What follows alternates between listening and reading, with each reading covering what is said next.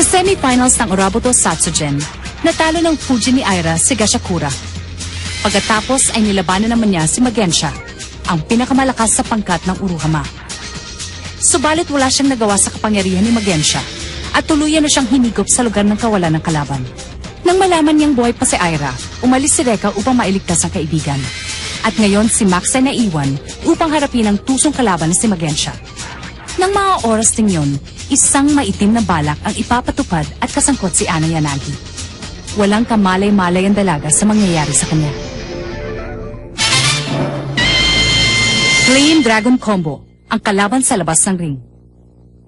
Nagsisimula na po ang laban at papasugod na ngayon si Max sa kalaban.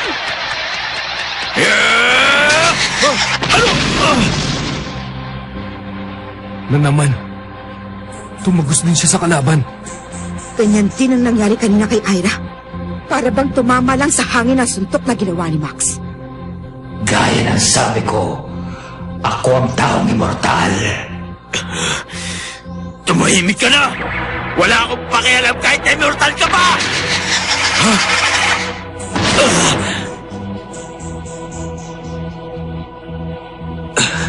Okay na sa akin yun.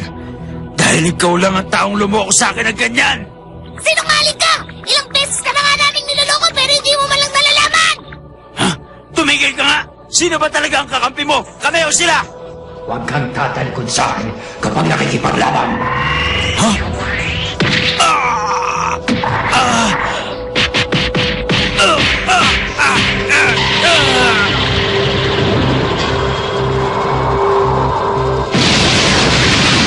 Hindi ako makapaniwalang nasasaktan niya ng gusto si Kuya Max! Yan ang napapala ng mga taong sinungaling! Napakalakas! Ang ipinakita ni Magensha ay kakaibang lakas! Sa pamamagitan ng kanyang kanang kamao na pabagsak niya si Max Domo! At ngayon ay nananatili pa rin bagsak si Max. Malakas. Talagang malakas.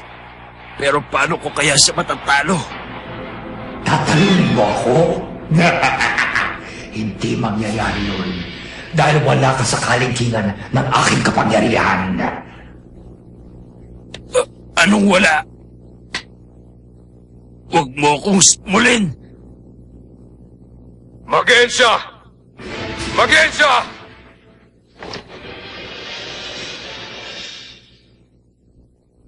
Ginoong Mori! Iwanan mo na ang labang ito.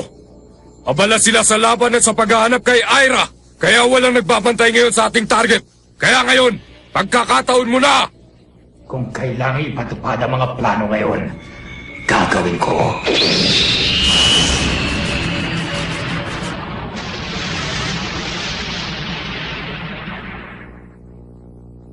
Ilang sandali na lang at gagaling na si Lorcan.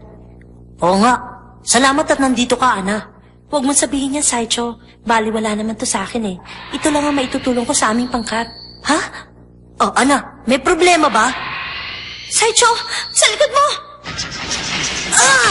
Ah! Ah! Teka, sino ka bang talaga?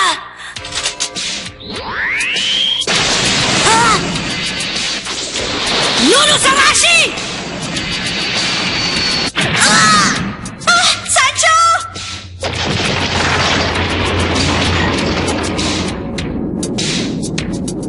Sancho! Wag mo na akong alalahanin. Ikaw ang pakay niyan talaga. Ha? Sige na, Ana.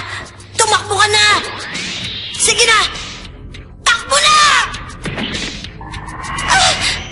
Ah!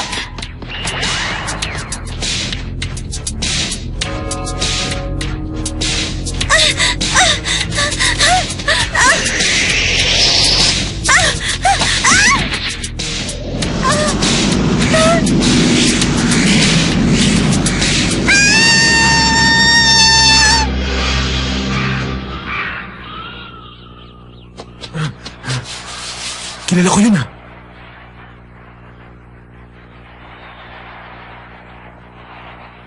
Alam ko na, Prinsesa! Talaga bang magpapatalo ka na lang na hindi man lang nakakasuntok sa kalaban, Max Domon?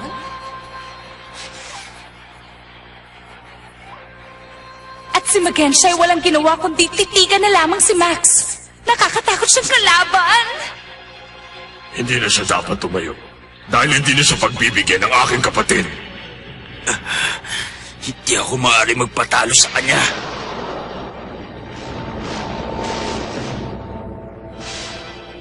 Itinaya ni Ira ang kanyang sarili para sa akin.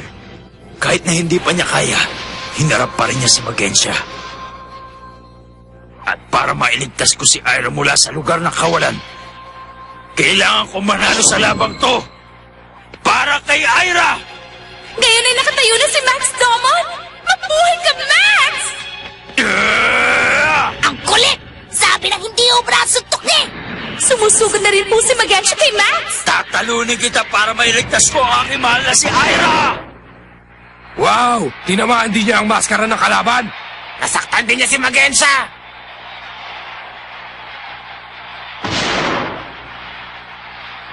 Ayos! Nakita niyo na tinamaan ko ang guy na to! Pwede ba? Huwag ka munang magsaya dahil hindi ba bagsak ang kalaban mo? Handa ka, Kuya Max! Tama ka, Lola!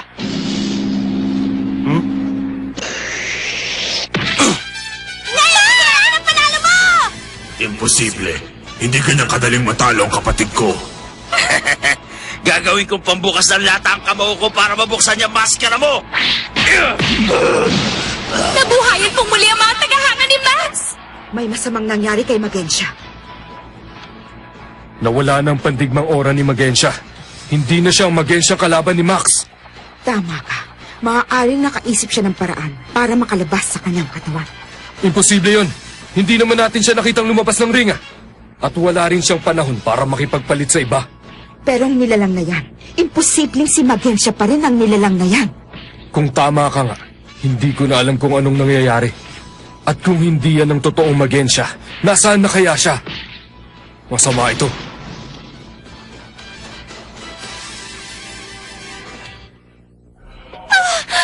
Mapapagod ka lang sa katatakbo. Magensha! Paano ka napunta dito? Hindi ba dapat nakikipaglaban ka sa arena? Huwag kang mag-alala. Ang isa ko pang katauhan ang nakikipaglaban para sa akin, ang aking anino. Ang iyong anino? Anong ibig mo sabihin? Masyado ka ng maraming nalalaman tungkol sa aming mga taga-Uruhama. Mapangarib yan. Wala ka nang matatakbuhan pa. Tulungan mo ako, Reka! Kahit na dumating pa si Reka, hindi niya makakayang iligtas ka na nag-iisa. Madali ko siyang maitatapon sa bangin na yan upang mailibing sa ilalim ng dagat. Halika na, sumama ka na sa akin. Kanina ka pa hinihintay ni Ginoong Mori.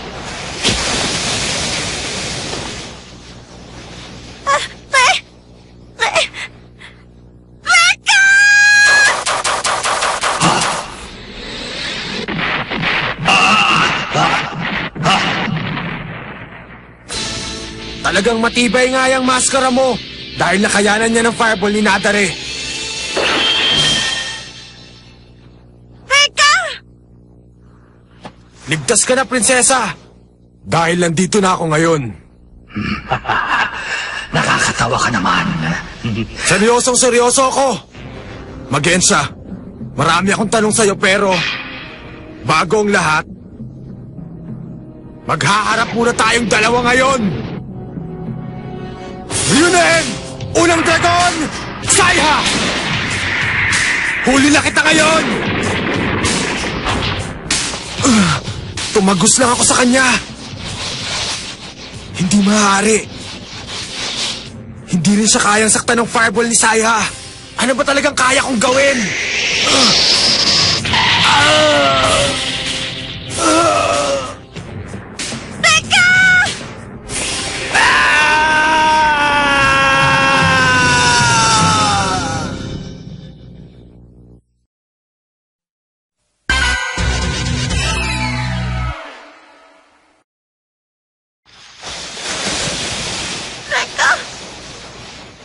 Isa siyang hangal.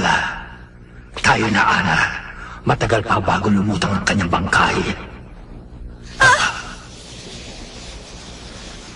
Name ko, substitution. Akala mo ba patatalo ako sa isang katulad mo lang? Si Reka! Yeah!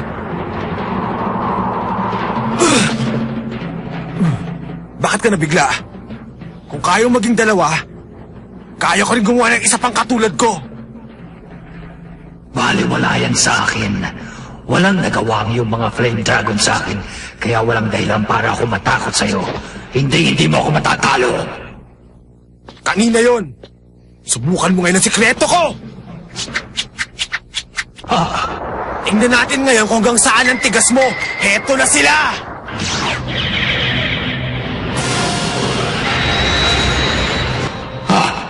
Nagawa niyang tawagin ang dalawang dragon ng sabay.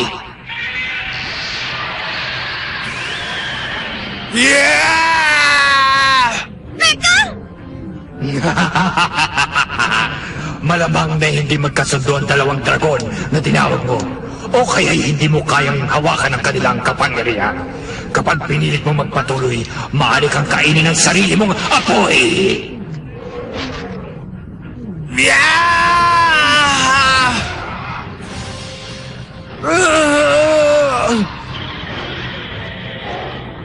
Ano bang problema mo, Saya o Mura? Bakit hindi kayo magkasundo?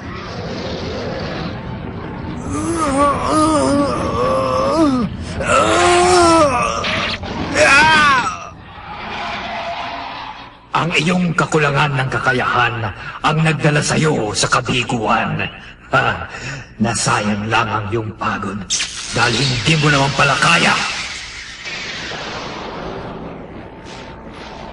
Isa ka lang baguhan. Ngayon ay mararanasan mo ang nangyari kina Aira at sa iba ko pang mga kasama.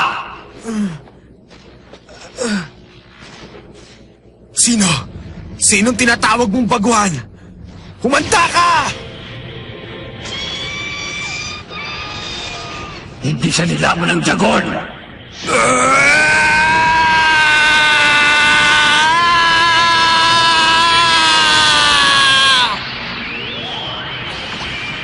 Hindi! Ngayon na!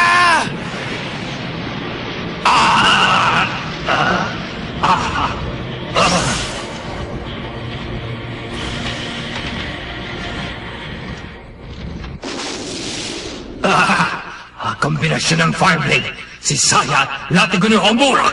Yan ang sikreto ko. Tawagin mo na lang na Flame Dragon Combo. Hindi ako makapaniwala. Sinubukan mo ang isang bagay na maaring nagdala sa iyo sa kamatayan. Hindi ako maiintindihan ng katulad mong pumapas lang ng kapwa. Tama na yan, Kuya Reka! Hindi ka pa ba nagsasawang magpakabayani? Si Lorcan! Kasama si Saicho! Magaling na ba kayong dalawa? Pero kung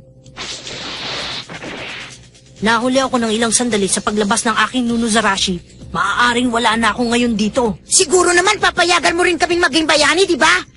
Ha! Ha! Dahil gusto rin namin makatulong. Mukhang naubusan ka na ng swerte ngayon, Magensha. Kahit na magsama-sama pa kayong tatlo, kayang-kaya ko pa rin kayo!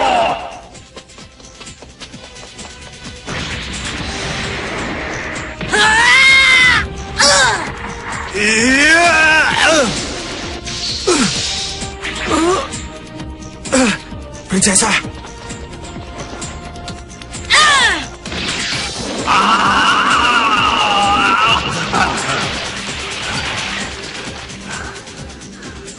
Bakit? Bakit hindi sila tinatabla ng aking pag-atake? Bakit iniinda ko ang kanilang malamyang pagsugod? Ano? Hindi maaari! Nagkakaroon ng lamat ang aking maskara! Alam ko na, nang sinugod ako ni Reka, hindi ako makapapayag! Hindi ko sila matatalo sa kalagayan ko ngayon! Ngayon na!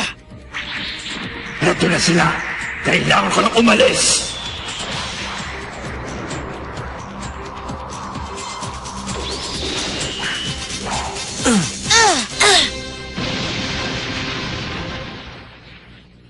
Kinailangan pa ang pinagsamang pwersa nating tatlo para lamang matalo ang isang yan.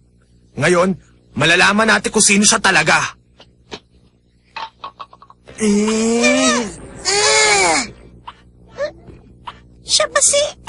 pakiramdam yan. Yan ba si Magensya? Hindi si Magensya to! Dahil sa yung taong sumalubong sa atin bago tayo pumasok ng paligsahan. Dapat pala noon palang binigyan ko na siya ng leksyon. Anong nangyari sa Magensyang nakalaban niyo kanina? Saan na kaya nagpunta ngayon ang totoong Magensya? Peace, Bahan! Peace! Talagang nagkakapigla po mga kaibigan. Si Magensya ay nawala ng malay dahil sa pag-atake ni Max. Palagay ko hindi na siya muling makakabangon pa. Ayan na siya! Sasabihin na ng tagahatol ang desisyon sa labang ito. Si Magensya ng Uruhama ay hindi na muling magkakabangon. Kung gano'n ang nanalo sa laban ito ay si Max Domon. Hindi! Ha? Hindi pa tapos ang labang ito. Yan ang pandigmang ora niya. Bumalik na ang totoong Magensya. Si Magensya! Magensya, magpaliwanag ka sa akin! Bakit ka bumalik dito nang wala man lang dala para sa akin? Ang ibig sabihin nito ay nabigo kang makuha ang manggagamot!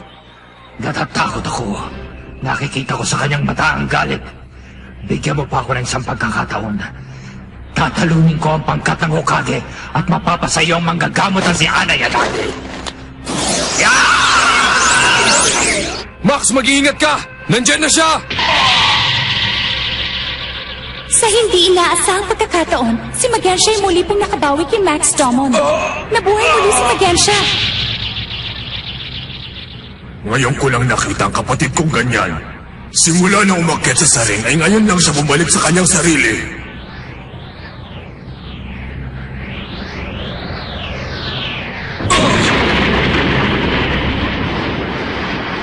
At ngayon muli na naman bumagsak si Max Domon. Kakaibang kapangyarihan. Pero, ang hindi ko alam ay kung kailan siya nakipagpalit. Para bang na-warp siya papunta dito. Warp ba ka mo? Paano kung nakalalakbay siya ng hindi napapansin dahil sa gamit niyang kanyang lugar na kawalan? Lugar ng kawalan?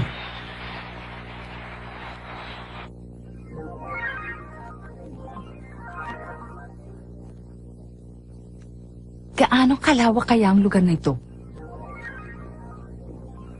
Para siyang libingan sa kalawakan.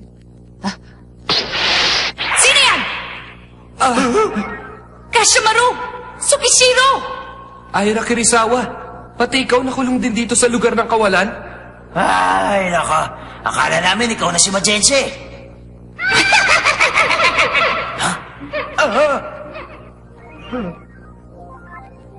Kailangan natin siya makita agad kung ayaw natin matulad sa mga bungong nakikita natin. Teka, ano ba pinagsasabi niyo? Paano natin makikita si Magensya? Pinatapon na nga niya tayo dito. At saka bakit natin nahanapin dito si Magensya? Eh, nasa Satsujin Dome siya! Ha, relax ka lang. May katwiran kang magtanong ng ganyan. Pero ang lugar na ito ay napakaraming lihim at palaisipan na hindi pa nabubunyag sa'yo. Ha? Lihim at palaisipan? Tama ka. Dahil sa lugar na ito, nagtatago si Magensya. Ha?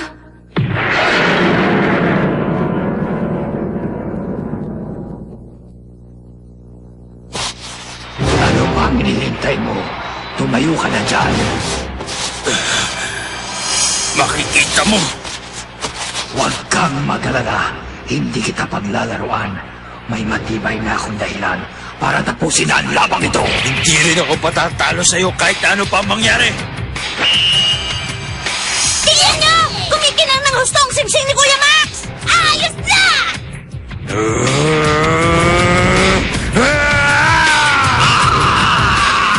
Maraming misteryo ang nakatago sa kapangyarihang taglay ni Magensya. May pagkakataon pa kaya si Max na matalo ang kalaban?